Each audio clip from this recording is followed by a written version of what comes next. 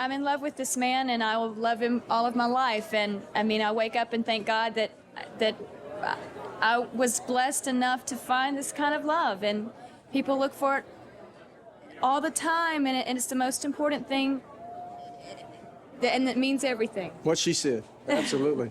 I mean, look at her. No, you know what? She's a wonderful, wonderful person, and every time I see her with... Don't you start. We've been balling all night here. Every time I see her with my little girls, it's nothing better.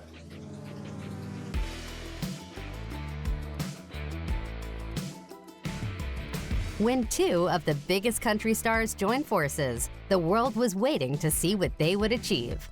Tim McGraw and Faith Hill have dominated the country charts for years and continue to show their fans that they have more to give. A love story that started on stage and has now spanned decades. This country-loving couple have music to thank for bringing them together, and they continue to wow audiences with their romantic onstage duets and loving displays.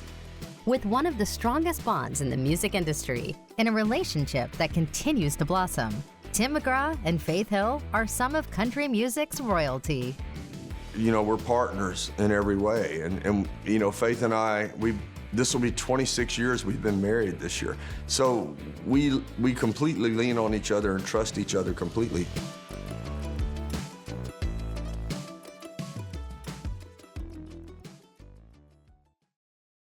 Everything good in my life, including meeting my wife, everything good in my life has come from country music.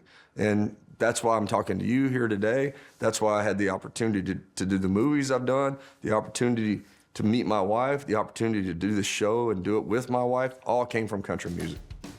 When Tim McGraw debuted in the early 90s, nobody would have predicted that he would eventually take over Garth Brooks' position as the most popular male singer in country music. Yet, that's exactly what he did, thanks to a string of multi-platinum albums and a high-profile marriage to fellow superstar Faith Hill. Tim McGraw's sound epitomized the strain of commercial country that dominated his era. Updated honky-tonk and southern fried country rock on the up-tempo tunes, well-polished adult contemporary tinged pop on the ballads. Helped out early in his career by several novelty items, McGraw wound up cranking out popular hits on a more consistent basis than any of his peers. By the late 90s, he was not only a superstar among country fans, but also a mainstream celebrity with a fan base of millions. I feel free artistically. I feel like there's a whole new chapter that I'm starting to uncover in my career and the things that I do and the records that I make. I just really feel like that it's time for me to look forward. It's time for me to just sort of step on the gas.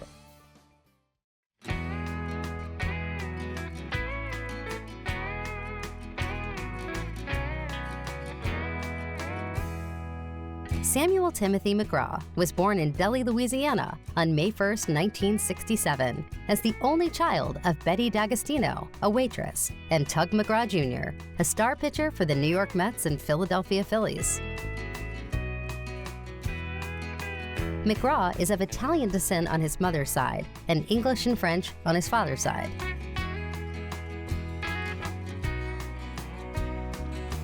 Raised by his mother in Start, east of Monroe, McGraw grew up believing his stepfather, Horace Smith, was his father.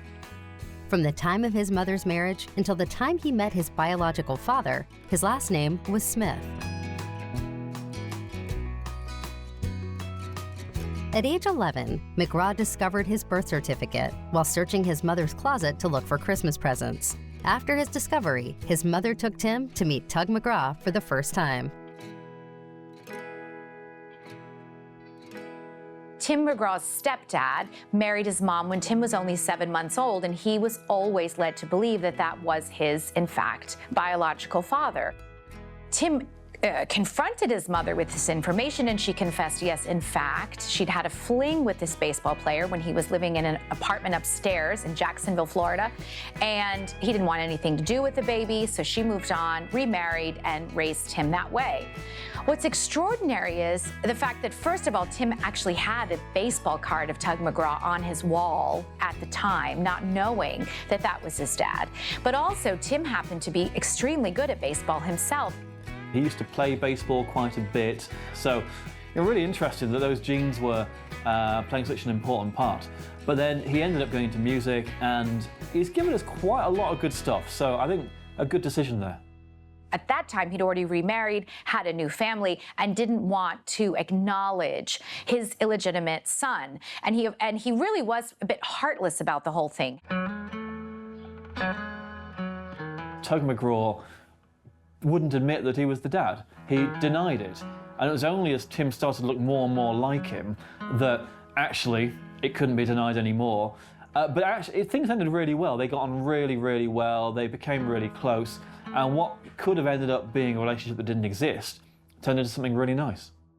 The impact of Tim McGraw growing up and finding out that his dad was not his dad, the impact of that on Tim McGraw was massive. Had a lot to do with shaping the man that he would become. He had and still has a great relationship with his stepfather.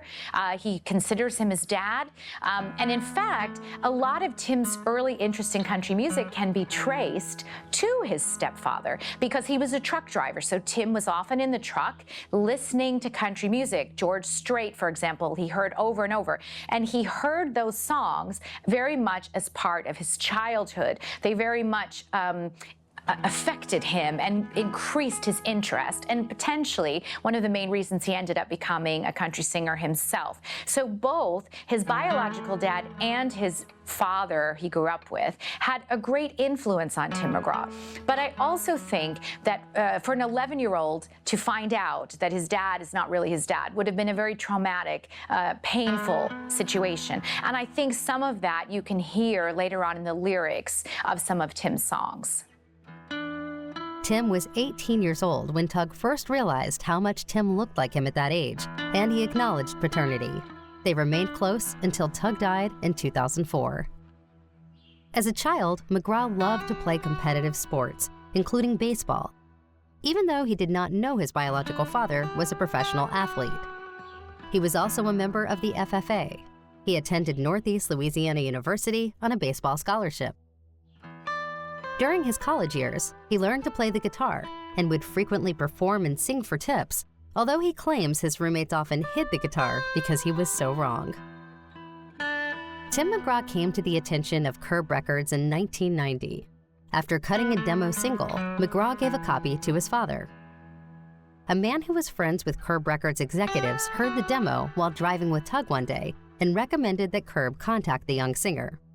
Several weeks later, he was able to play his tape for Curb executives, after which they signed him to a recording contract.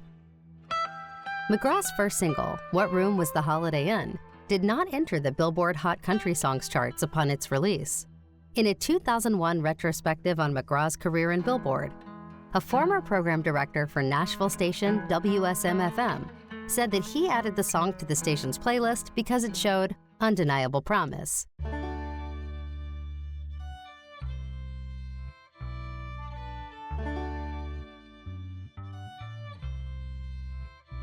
Anybody that wants to be a country singer has to come through Nashville.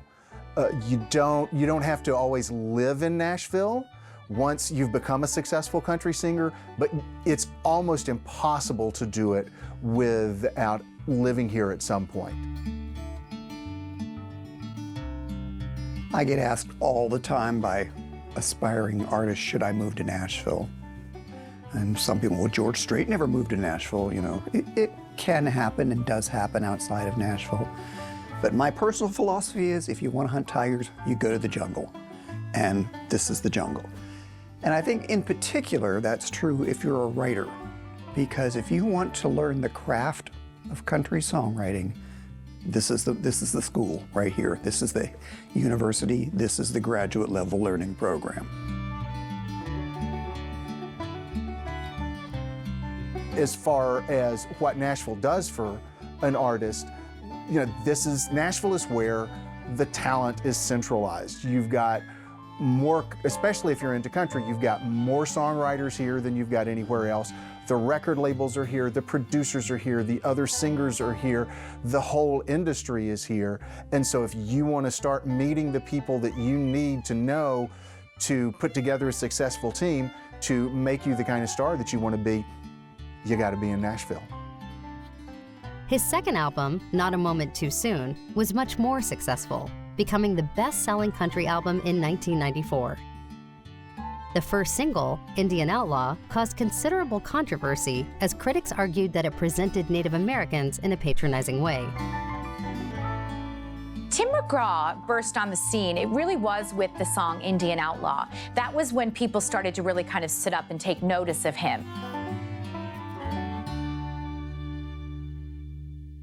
If you look at the video, you know, he has a lot of sass as he stands there draped in black, singing this song. He has a lot of confidence. He looks very cocky. And I think that's one of the things that fans responded to is, even though he really wasn't a big star at this point, he acts like one. Despite the dodgy mustache and the mullet, he still manages to eke out some sex appeal.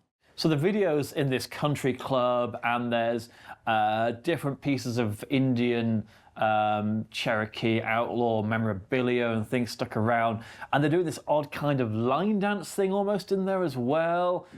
And he's singing "I'm an Indian outlaw," and he doesn't really look like an Indian outlaw that much. It's just a bit strange.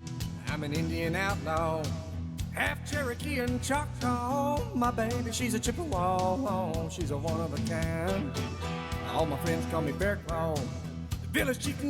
Once the song started to get a lot of mainstream play, Native American groups, of course, kind of came down on it and said the song is ultimately a little bit patronizing. However, country music fans loved it. In fact, Tim used Indian Outlaw at the end of all of his concert tours to close the show. I think what people like about that song is that it has a catchy beat, it has a sassy rhythm to it, and I think Tim really has the confidence to pull it off. Some radio stations refused to play it, but the discussion helped spur sales, and the song became McGraw's first top 10 country single, reaching number 15 on the Billboard Hot 100. You listen for songs, you try to find songs that fit an idea that you have for the project, and from beginning to end, and you want hits, but you also want songs that are just good songs. You know, they don't necessarily have to be radio-friendly songs, I guess, but and mainly what I do is try to find things that I like as a fan, and kind of make the records that I hear in my head are the records I'd like to hear. And not whether it's right or wrong, it's just what I like, and hopefully a lot of people agree with me. The second single from the album, Don't Take the Girl, became McGraw's first #1 country hit, in addition to reaching number 17 on the Hot 100, and helped cement his image as a ruggedly good-looking guy with a sensitive side. Take Tommy Thompson, take my best friend Bo, take anybody that you want, as long as she don't go. Take any boy in the world. Daddy, please don't take the girl. By year's end, Down on the Farm had peaked at number 2 on the country charts. After it, the album's title track became his second #1 single in early 1995, and Refried Dreams reached number 5 afterwards. The album sold over 6 million copies, topping the Billboard 200 and the country album charts. On the strength of his success, McGraw won Academy of Country Music Awards for Album of the Year and Top New Male Vocalist in 1994. #1, you're nominated for what tonight? In the Country Music Male Award, is that right? Yeah, I think that's what it is. I'm more nervous about getting up and performing tonight than I am about the award part of it. But, what are you going to be singing tonight? We're going to sing our brand new single, All I Want. It's the title track of the album. And what is it? What do you hear from your fans? I mean, are they big on this award ceremony, this blockbuster? You know, I think so. I think the Blockbuster Awards is becoming one of the largest awards around and one of the most prestigious. So it's fun to be here. Okay. Good talking. Thank you very much. Billboard named Not a Moment Too Soon the top country album of 1994. Tim McGraw's third studio album, All I Want, released in 1995, also debuted at #1 on the country charts. The album sold over 2 million copies and reached the top 5 on the Billboard 200. I Like It, I Love It reached #1 on the country charts as the lead-off single, crossing over to the Hot 100 at number 25. She's got me saying sugar pie, honey, darling, and dear. I ain't seen the Braves play a game all year. I'm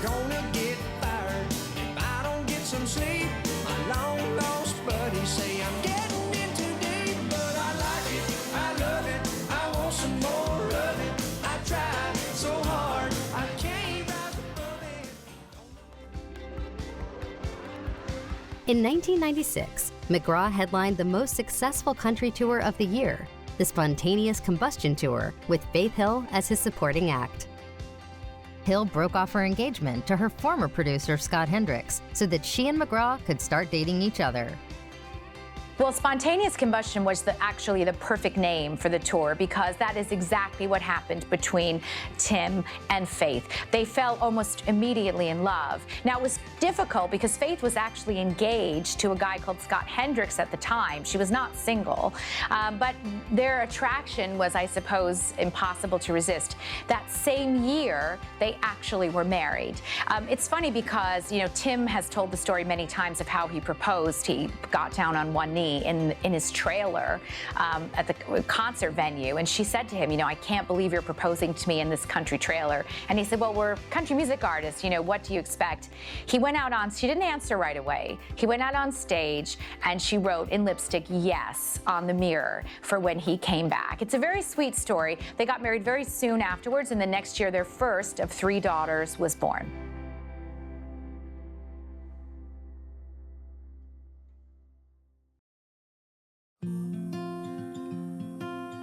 Audrey Faith McGraw, born September 21, 1967, is known professionally as Faith Hill.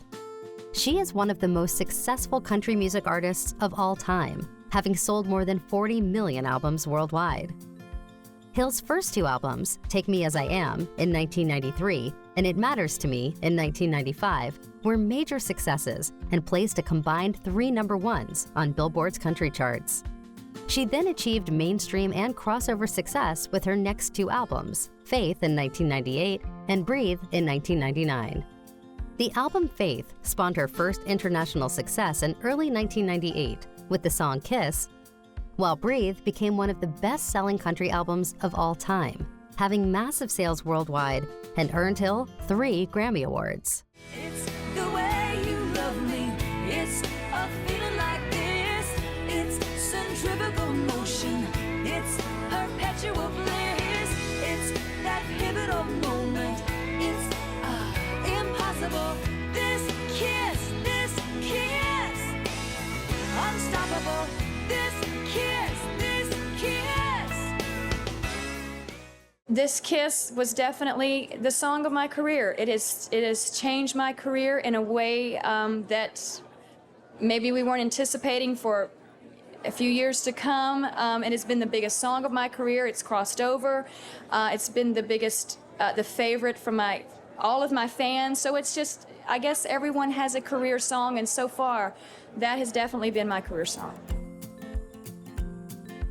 But despite all of this success, Faith Hill came from humble beginnings. Born in Ridgeland, Mississippi, Hill was adopted as an infant and named Audrey Faith Perry. She was raised in the nearby town of Star, 20 miles southeast of Jackson. Her adoptive parents, Edna and Ted Perry, raised her with their 2 biological sons in a devout Christian environment. Hill's vocal talent was apparent early, and she had her first public performance at a 4-H luncheon when she was 7. In 1976, a few days before her 9th birthday, she attended a concert by Elvis Presley at the State Fair Coliseum in Jackson, which impressed her deeply. Hill was a regular performer at area churches, even those not in her own Baptist denomination. At 17, Hill formed a band that played at local rodeos.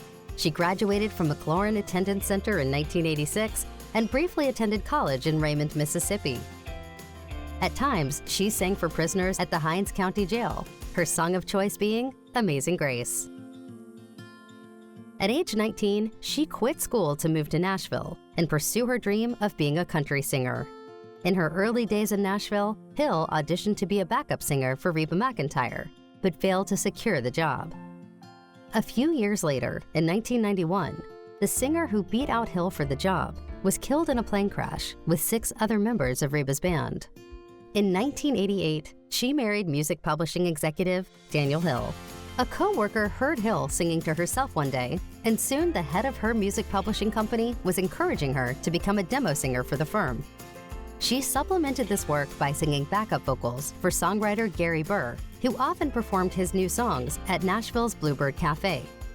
During one of those performances, Martha Sharp, an executive from Warner Brothers Records, was in the audience and, impressed with Hill's voice, began the process of signing her to a recording contract. Shortly after the release of her album, she and Danielle Hill divorced in 1994. Faith Hill's debut album was Take Me As I Am, released in 1993. Sales were strong, helped by the chart success of Wild One, the album's debut single. They said change your clothes, she said no I won't. They said comb your hair, she said some kids don't. And her parents' dreams went up in smoke. They said you can't leave, she said yes I will. They said don't see him, she said his name is Bill. She's on a roll and it's all up. Hill became the first female country singer in 30 years to hold Billboard's #1 position for 4 consecutive weeks, when Wild One maintained this chart position in 1994. Her version of Piece of My Heart also went to the top of the country charts in 1994. The album sold a total of 3 million copies. Her second album, It Matters to Me, finally appeared in 1995 and was another success, with the title track becoming her third #1 country single. Several other top 10 singles followed, and more than 3 million copies of the album were sold. In spring 1996, Faith Hill began the Spontaneous Combustion tour with Tim McGraw. At that time, she had recently become engaged to her former producer, Scott Hendricks, and McGraw had recently broken an engagement. McGraw and Hill were quickly attracted to each other and began a relationship. I'm in love with this man, and I will love him all of my life. And I mean, I wake up and thank God that I was blessed enough to find this kind of love. And people look for it all the time, and it's the most important thing, and it means everything. What she said, absolutely. I mean, look at her. No, you know what? She's a wonderful, wonderful person, and every time I see her with... Don't you start. We've been balling all night here. Every time I see her with my little girls, it's nothing better.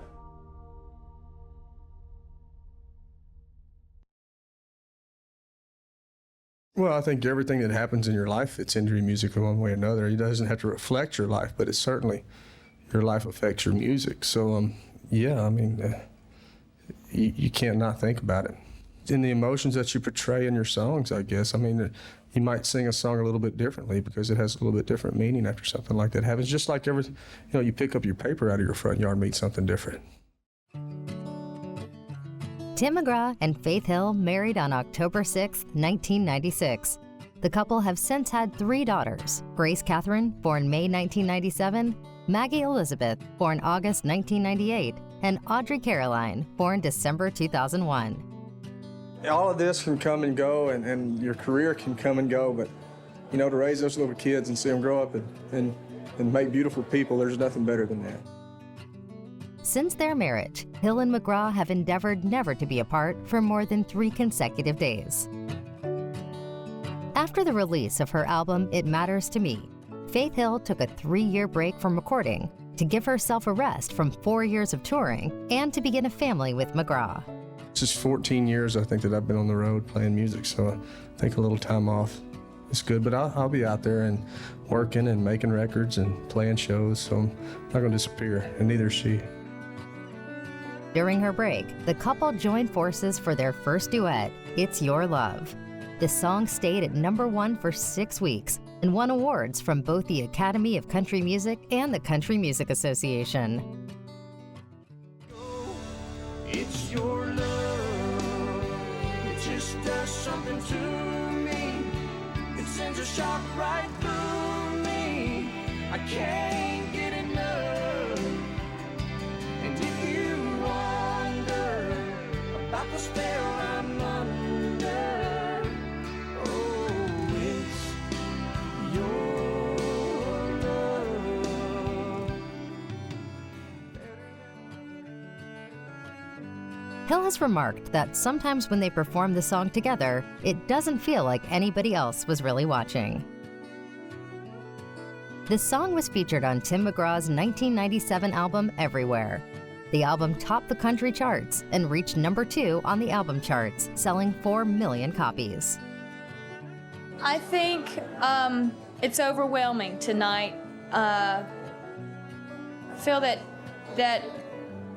we've always had really strong industry support, but for the last couple of years, it seems we've both kind of been a little bit of rebels, you know, especially Tim. He was a little bit more of a rebel than me, but even I felt that way. And for the last couple of years, it just seems that the industry has really embraced our work, and it feels really good. It feels, because it's the hardest to, when you want to please everybody, and there's no way you can, but especially your peers. I mean, it's great when people that we are fans of come up to us and say, love what you're doing, saw your show, loved it, listened to your record, bought your record. I mean, that's about the biggest compliment that you can get. So it's overwhelming, the support that we have. Absolutely. The Country Music Association awarded Everywhere its Album of the Year for 1997. You know, it's been, we've worked hard. You know, we've tried to find good songs. I've got a great team, Byron Gallimore and James Stroud in the studio with me, that never let me lay down on a song. They always make me perform and always make me work. And Mark Hurt, you know, Scott Simon, everybody over at my management company, they've always made me work and never let me quit on the job. And my wife, she's always told me that I could do it and made me do it. And it's just been a lot of support. At the 40th Grammy Awards, It's Your Love received 2 Grammy Award nominations for Best Country Collaboration with Vocals and Best Country Song. I never thought I would win Female Vocalist Award. I'm an entertainer, probably more than a vocalist, and I was just blown away. I was really surprised. So. I don't agree with that, by the way. Faith Hill re-entered the music business in 1998 with her 3rd album, Faith. The album showcased her progression toward a more mainstream, pop-oriented sound. Although it retained a district country sound, The Kiss became a #1 country hit and was the first of her singles to place on the pop charts, peaking at number 7. More than 6 million copies of the album were sold. The album also delivered several other hits, including another duet with McGraw, Just to Hear You Say That You Love Me, Let Me Let Go, and The Secret of Life. The couple were experiencing solo and joint success, all while maintaining a happy marriage and family life. You know, it means a lot. You know, we live together, so we get to look at them every day at the same place.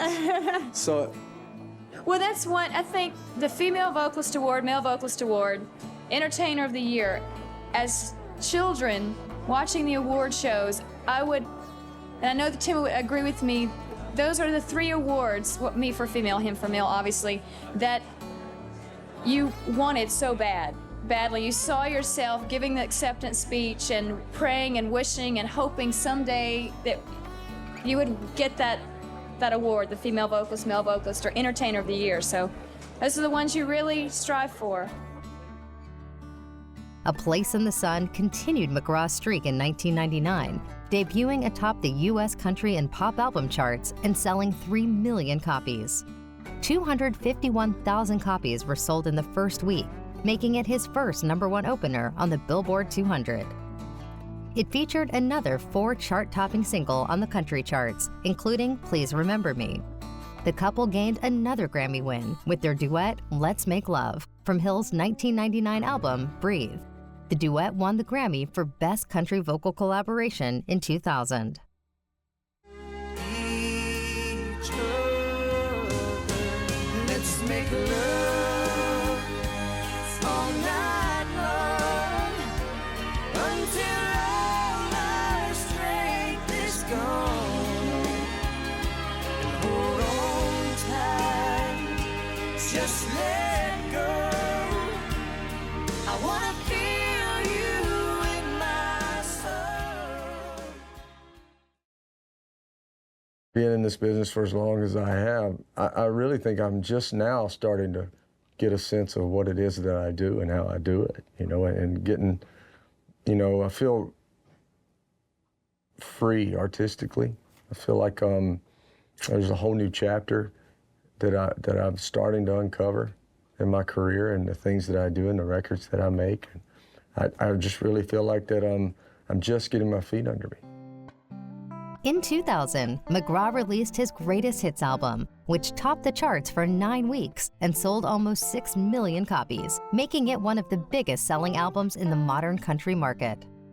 In the latter half of the year, he and Hill went out on the Soul to Soul tour, playing to sellout crowds in 65 venues, including Madison Square Garden. It was one of the top tours of any genre in the U.S. and the leading country tour during 2000.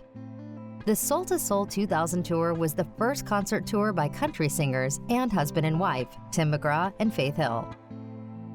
The concert tour began in Atlanta in July 2000 and ended in December in Orlando.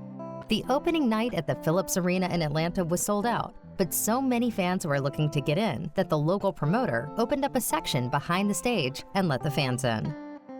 The tour show featured an opening set by Hill, then a set by McGraw, followed by some songs performed jointly.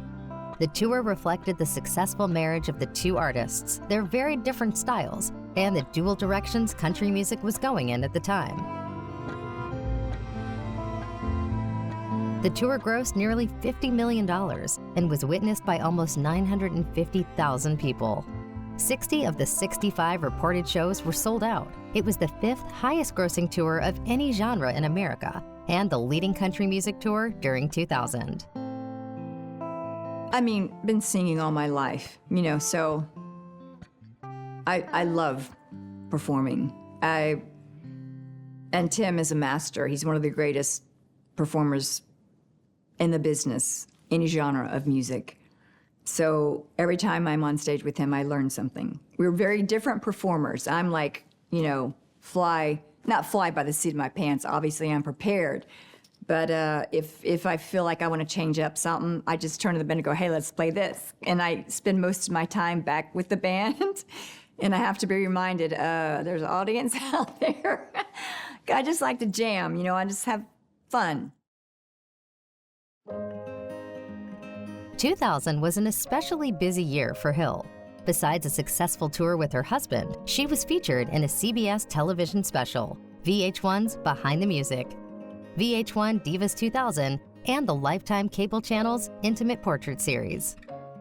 She signed an endorsement deal with CoverGirl Makeup, performed at the Academy Awards and the Grammy Awards, appeared on the cover of numerous magazines, and performed the national anthem at Super Bowl 34. Hill was also named to Mr. Blackwell's 10 Best Dressed Women of 2000, the only singer listed among actresses and other celebrities. Well, I think style is important, and I think fashion is definitely extremely important. I mean, I took great lengths to choose this dress to wear tonight for this important event, so I think one could not go forward without the other. I think music inspires fashion and vice versa. Thank you. Thank you. In 2001, Hill recorded a song for the Pearl Harbor soundtrack. The track, also titled There You'll Be, which was originally offered to Celine Dion, has since become one of Hill's most critically acclaimed songs. When I look back on these days, I look and see your face. You were right there for me. In my dreams, I'll always see you soar above the sky. In my heart, there'll always be. Being an established country music star, Tim wanted to try his hand at acting. In 2004, McGraw played a sheriff in Rick Schroeder's independent release, Black Cloud. Later in the same year, McGraw received critical acclaim as the overbearing father of a running back in the major studio Texas high school football drama, Friday Night Lights. There's always scripts and stuff that come my way, and it's typically timing. It's either shooting at a time where I'm in the middle of a tour or in the middle of an album, or maybe it's not the right material, and or maybe I'm not the guy that they want. So all these factors have to come together in order for me to be able to do something. And but first and foremost, it's got to be driven by the material. I mean, it's just the same way as putting an album together. Whether I'm writing the material or listening to the outside material from other songwriters, the material has to be there. I mean, if you if you let the material slip just a bit, it's not going to work out. The material has to be there. I mean, look, there's plenty of great actors. There's plenty of great singers. But there's not that many great songs and there's not that many great scripts. So finding the right project is really key. And for me and Faith as well, because of our other lives, and we have 3 kids, and they're grown now, but we're still very involved in their lives, and we're parents first. So finding the time and finding the material and putting all those pieces together is really kind of an art in itself. So all those things have to work for us. McGraw's first lead role in a film was in the 2006 film Flicka, which was released in theaters on October 20th, 2006. The family-friendly movie debuted in the top 10 list and has grossed over $25 million at the box office. McGraw again achieved critical acclaim for his acting. Anytime a musician does a movie, everybody always gives you sort of a sideways glance, you know, like, they're not going to be able to pull it off. Or if you do, you have to be almost better than you would have had to been if you were just an actor. You almost have to be a little bit better even to prove it. Shortly before Flicka opened, McGraw received a star on the Hollywood Walk of Fame. One of his Flicka co-stars, Alison Lohman, attended the ceremony that included comments from Billy Bob Thornton, McGraw's co-star in the film Friday Night Lights.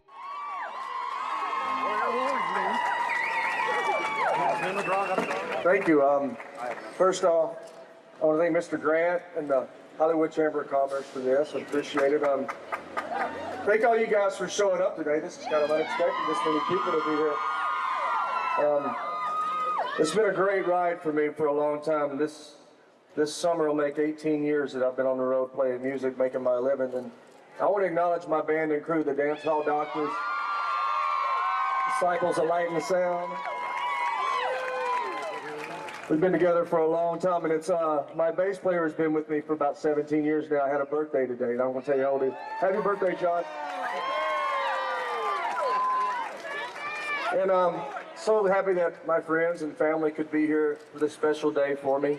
You know, this is something that I enjoy doing. I enjoy being a part of the music industry, making music, making people happy, trying to do the best I can to improve and get better. And I just appreciate you guys hanging with me and staying with me for all these years, and I feel like I got more years to go. So thank y'all for coming out. I appreciate it.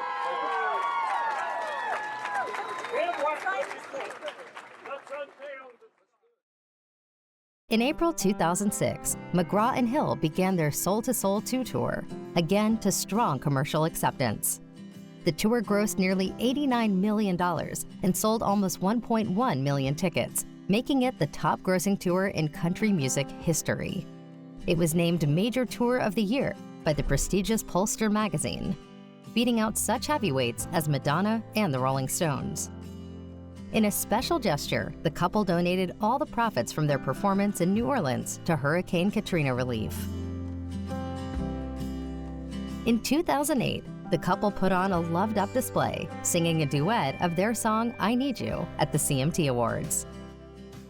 Oh, I need you. I need you, I need you, I need you, I need you.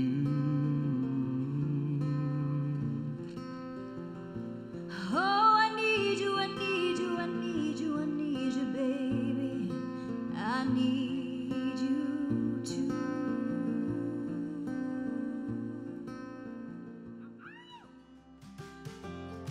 With several more albums released between the pair, their love has shown to stand strong regardless of their hectic work schedules. They also continue to support each other in all aspects of life, with McGraw crediting Faith Hill helping him to maintain his sobriety after he quit drinking in 2007. They have raised 3 children who all went off to college, leaving them wondering about their role as parents of teenage children.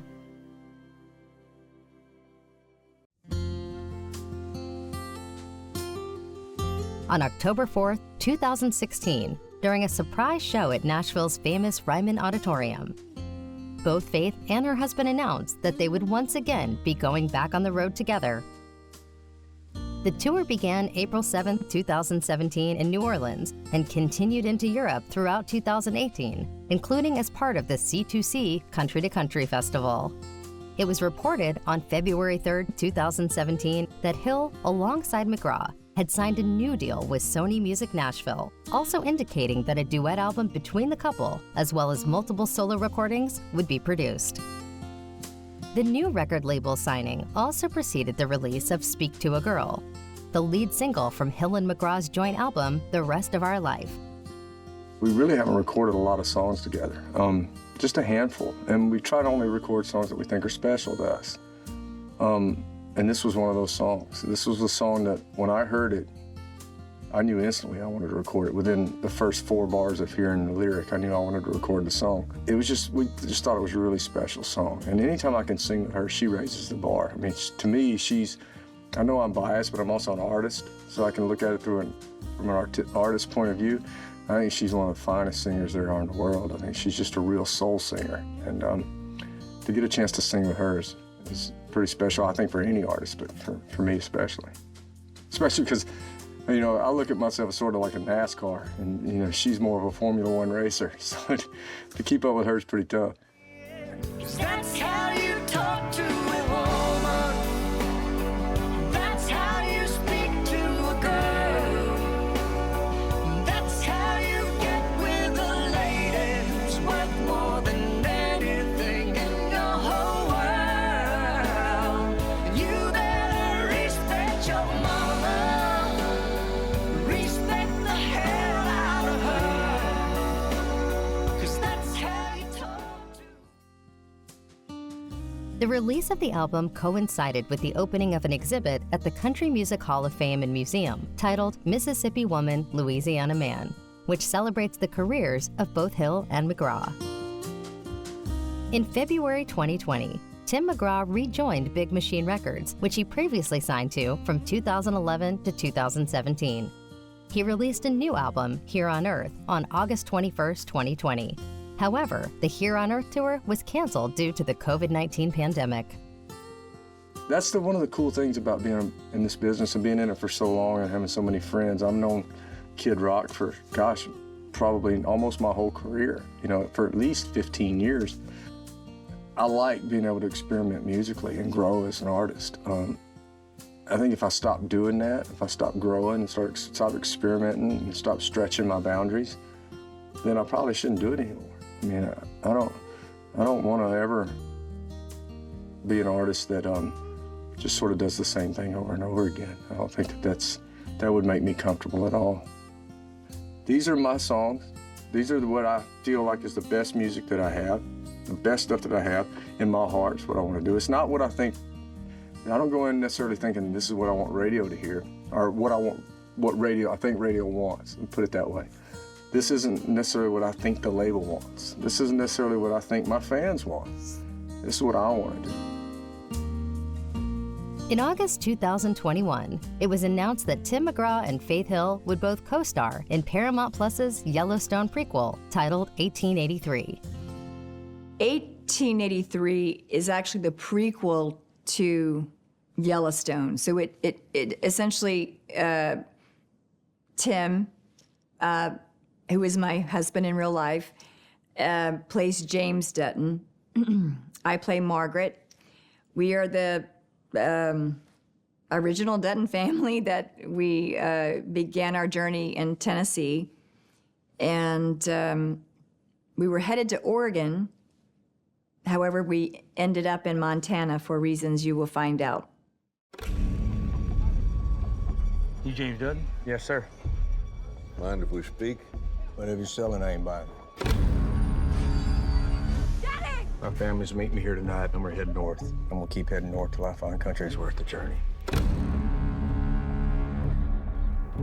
I admire your courage, but you're gonna pick a fight you can't win before long. What's that for? Not sure. But I'd sure hate you don't have it when we find out. We're really proud of it. I mean, there was a lot of work. I mean, I think 400 cast and crew on this thing, and we were doing 6 days a week, 12 to 14 hours a day, and it was out in the elements, and it was physical every single day. but it was so well written. I mean, Taylor Sheridan is such a brilliant writer, and that's honestly what drew Faith and I to want to do this together. We never acted together, so to pick a project to do together for the very first time, it had to be something really special, and it blew us away. Reading the scripts blew us away, and you saw 3.5 episodes, and it just gets better and better and better and better.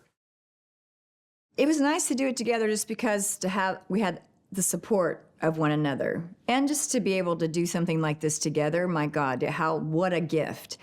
However, we did not, for me, it was important. I said, look, we can't run lines together. We've been married for 26 years, and we're always together, which is a great thing.